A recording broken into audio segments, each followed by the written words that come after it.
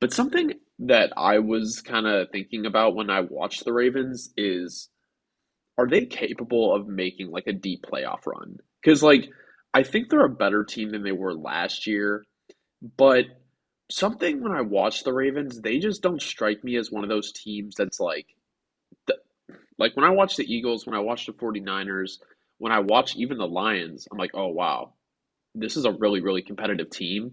And like I just don't get that. Not that they're not competitive, but I just don't get that vibe from the Ravens that like they can go into any game and win it. Like they can, but it's like I'm not confident about it. No, bro, it's the same thing we were talking about last week, and I'm glad this was the question we have to address because the reality of the situation at this point is the narrative is not going to change until that they make us change it. Because number one is, as if you listen to the show, I love Lamar. Lamar's skill set is amazing. Lamar keeps growing every year as a passer. The Ravens are doing the man an incredible disservice, right? Like we said, and you even brought up on last week's show, I never really thought about the issue with the running back room because you know my opinion on running backs. You know I'm very kind of like, next man up. Whoever's producing is going to produce. But with an offense like the Ravens, where the run is very much the most important thing in the offense, far and away, it would make sense to go get a top dog to be pairing with Lamar to make the read so much harder to defend. And not only that, it would make much more sense if you're not going to pay any star receivers, besides OBJ on the $15 million deal, producing minimally. So to the point of last week, nothing has changed. Lamar's playing great football, but he can't do everything. He can't play with guys that are running the wrong routes, that are dropping balls, and that aren't creating good separation consistently. Most importantly, creating good separation consistently. By far the most important thing about this with the Ravens right now. Um, yeah, they are a team where when they can run the ball, they're gonna probably win the game. But when they play a really good defense in the playoffs and it gets tough, and you got to be able to win one-on-ones, are the Ravens going to be able to do that at the moment? Well, No. And again, does it work when you had a guy like Brady in the past and you could have basically no receiving core and get by on the fact that he's going to read the field perfectly at every step with every second of anticipation? Sure, but the reality of the situation is no other quarterback really is like that because that's why he was so special. So to sit here and expect Lamar to be able to deliver the ball absolutely perfectly on every single rep, it's just not fair to him. It doesn't make sense. Why not give him help? That's my question to you, Hunter.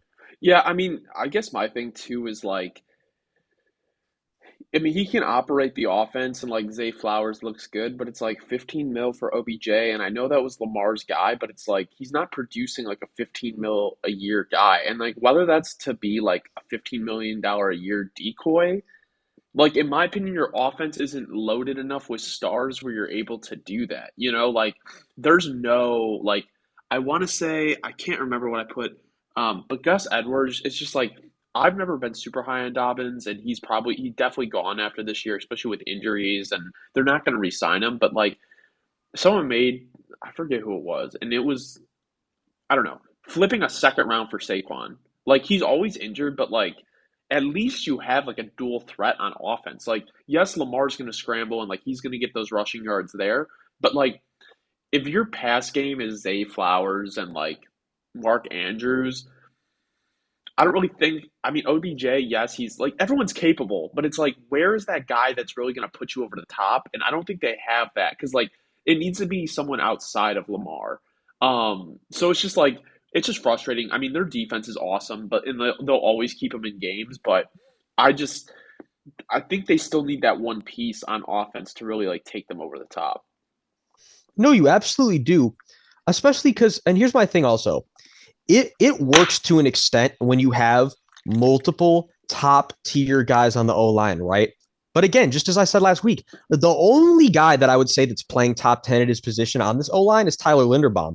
So now the issue becomes you don't have the stud receiving core and you also don't have a line that is protecting Lamar all day. What is the thought process on how we built this offense? That's where it's just such a disservice to Lamar. It makes no sense. Right. It makes no sense. And that's really where it's at this point. It makes zero sense. So what also makes Frustrating zero me. sense to And I have me no affiliation to the Ravens. What makes zero sense to me is why when Tannehill came out, Will Levis was not put in. Why? So I'll say I'm Why? definitely going to switch over to the They Titans here in a sec too, because I have to address them also. they spent a second round pick on Will Levis. And the I understand the idea of like drafting a rookie and letting him sit. I think more teams need to do that. A lot of these guys are thrown to the fire and bust out because of bad coaching, bad situation, whatever. But we know Malik Willis is not it. Like we know that like what we saw last year, there's a reason they took another quarterback. Like so my thing is this. If you're not confident enough to put Will Levis, a high second round pick, a lot of people had first round grades on him in a game where he can finally get some game time in the NFL, like it doesn't make sense to me one why you don't do that. Also, there was no signs of improvement from Willis. Like he was still making the same mistakes. He couldn't get the ball out. He kept running. He was running into sacks. There was no pocket awareness. I'll The say it might even only look it might even look worse than I've seen him oh before, unfortunately. And let me be clear, I loved Malik coming out of school, and I was very original and be also clear that it was like you can't just throw him in the any time in these first even few years. You got to completely Jordan love him, and yeah, so he's now in a situation where it's never going to work for him on the Titans. Like it's just that's just not ever going to be a thing. and also it's like DeAndre Hopkins, like he had a great week last week, really non-existent this week, and whether that's the result of who's throwing on the ball or just him being blanketed, like it just it's better than the Julio Jones signing, but it's just like I don't know, man. It was just but that's what I'm saying. Like if they would have played Levis, I understand the signing where it's like you give a guy where you feel comfortable throwing him the ball, he's going to catch it. But if you're not going to play Levis this year, what is the point? And also, there's really no bright spots on that offense. I like Tajay Spears, but I mean Derrick Henry is like the only. I mean outside of like Skoronski, like Traylon Burks, like I don't know, like it's just like it feels like their offense is just like it doesn't develop. Like the players are just their players and that's it. Like they don't get better. And I don't think Well, that's gonna last very long. and unfortunately too, I definitely want to point this out. I think Titans fans would agree with me on this one.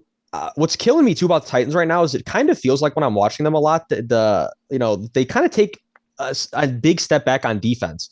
A lot of the star players not playing is up to standard this year, and I know we're only 6 games in. That could completely turn around. But this D line that I had I was so keen on was going to be such a mean, ferocious unit. They're not really delivering on that like I expected them to, and that's got to be cause for a concern because the identity of this team for so long has been, it's going to be smash mouth on both sides. It's kind of like that's not really as much the identity on either side now because King Henry is we know it's he's still King Henry, but it's not the same prime King Henry it was. And I agree with you. Let me be clear. The one thing that they definitely have got to hang their hat on is that Tajay Spears is going to be a real good back in this league. I do think for a good period of time here, especially with the situation they have him in. But you can't just build as we've seen, you can't just build around a star running back. They literally the Titans try to do it with one of the most generational ones we've seen, and it gets you far, but it doesn't get you to the promised land. I think if anything, there's almost going to be like an organizational philosophy kind of regrouping here with the way the Titans' direction is looking like it's going.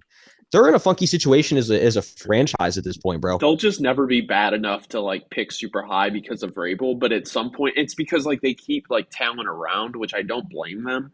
But at the same time, like sometimes it's kind of like the Vikings where it's like, all right, it's just time to rebuild. Like sell when you can. So No, absolutely. They are 100% in that situation at this point.